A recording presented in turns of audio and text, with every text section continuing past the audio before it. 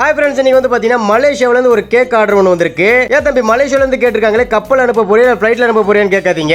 ஆக்சுவலா வந்து பாத்தீங்கன்னா இங்க எங்க கிட்ட கேக் ஆர்டர் கொடுத்து பக்கத்துல யாருக்காவது பெரியவங்களுக்கோ குழந்தைங்களுக்கோ கொடுங்க அப்படி சொன்னாங்க. புரியுற மாதிரி சொல்லட்டுமா? ஒண்ணு இல்லைங்க, மலேசியாவில நம்மளோட சப்ஸ்கிரைபர் இருக்காங்க. அவங்க வந்து பாத்தீங்கன்னா நம்மள கான்டாக்ட் பண்ணி, ஆனா என்னோட ஒரு வயசு குழந்தைக்கு பர்த்டேனா அவங்க நேம் மட்டும் பிளேஸ் பண்ணி உங்களுக்கு பிடிச்ச ஃபிளவர்ல சூப்பரா பண்ணிடுங்க அப்படின்னு சொல்லி கேட்டாங்க. அவங்களுக்கு ஏத்த மாதிரி அவங்க குழந்தைக்காக வேற லெவல்ல கேக் ஒன்று ரீதா மேக் பண்ணிட்டு இருக்காங்க.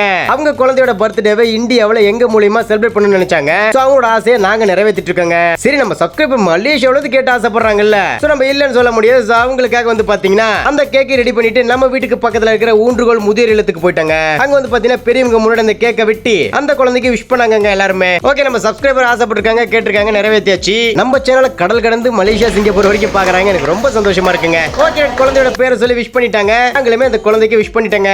அந்த குழந்தைக்கு எல்லாரோட ஆசீர்வாதமும் கிடைச்சிருச்சு. ஓகே गाइस, இந்த வீடியோ லைக் தட்டி விட்டுருங்க. Okay guys, by.